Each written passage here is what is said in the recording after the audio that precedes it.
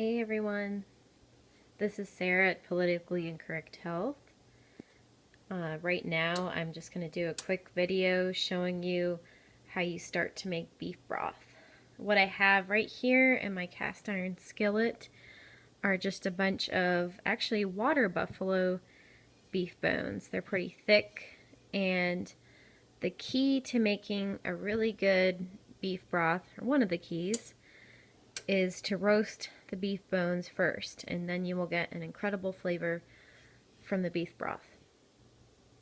If these were marrow bones, I would actually season them first with olive oil or olive oil, sea salt, fresh parsley, and some chopped up garlic, and that just tastes amazing as well when you scoop the marrow out. So I'm gonna show you right now. I have my oven set to 450 degrees, and I'm gonna roast these bones for 15 minutes. It's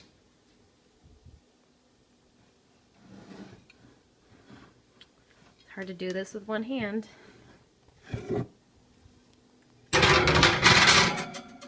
Alright, so they are in the oven.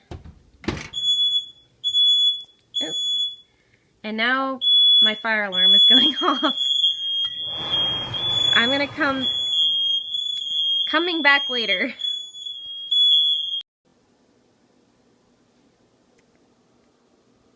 Alright, just gonna give it a minute for anyone to join.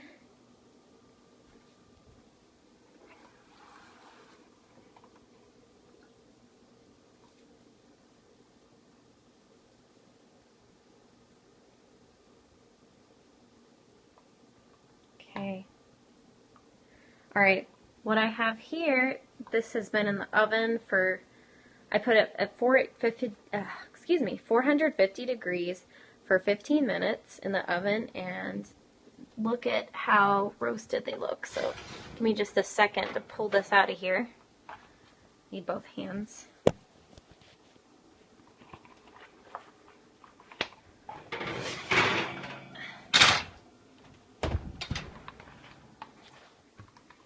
Okay, yeah, so as you can see, they're pretty well browned and roasted. They look beautiful.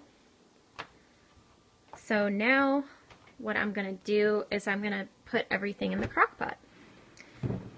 And so I already filled it up a lot with water, filtered water from my Berkey. So I'm just going to be putting these bones right in here.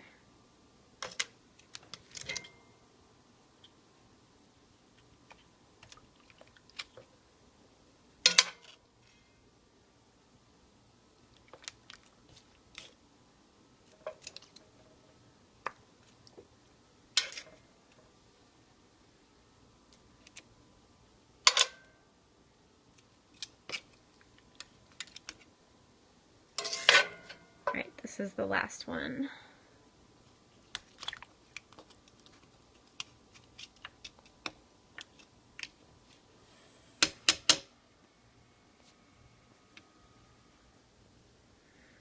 Alright, so everything's completely on. What we have in the pan here are just the drippings from the beef bones that I just roasted. So what you can do with this fat, you can actually pour it right into the slow cooker if you want, or you can go ahead and cook with it. I actually prefer to cook with it just like this, because otherwise it'll make it a pretty greasy broth, and I just really don't like the flavor of a greasy broth. Does anyone have any questions so far? You can tap on the screen to give me hearts. Alright, so the next step I'm going to do, I'm going to take Bragg's apple cider vinegar.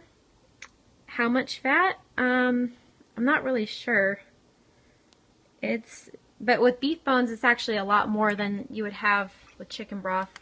And from my first video I just made a little while ago, these actually aren't beef bones, these are water buffalo bones, but they're pretty similar. Oh, thanks. Alright, so I'm going to pour a couple glugs of apple cider vinegar into the pot. And what the apple cider vinegar does is it draws out the minerals in the bones.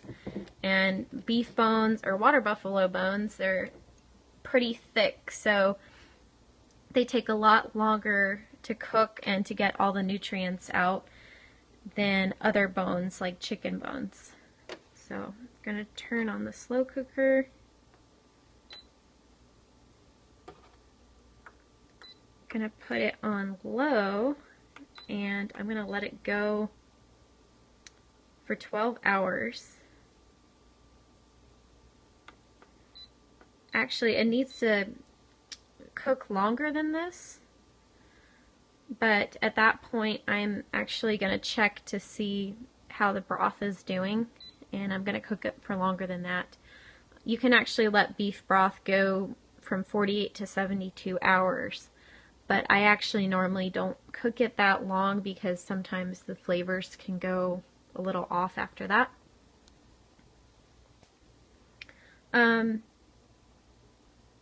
So another thing you could do for broth is not only add the bones and the filtered water, apple cider vinegar, but you can add onions, carrots, celery. You can add peppercorns. This will all give us that kind of broth flavor that we're used to from the store. Also, towards the end of cooking it, you can add some parsley, and that will give it some extra minerals and nutrients. Do you have to strain the broth? Yes.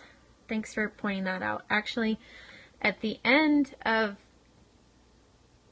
after you cook it for, I don't know, between 24 to 72 hours, you would let it cool down and you would strain it. And then you can freeze it, or you can drink it, incorporate it into your soups, however you want to do it.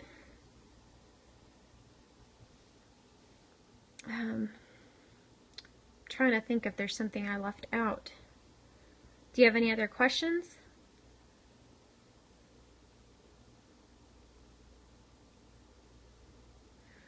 Well, I guess one thing I can say is, oh, how long does it last in the fridge?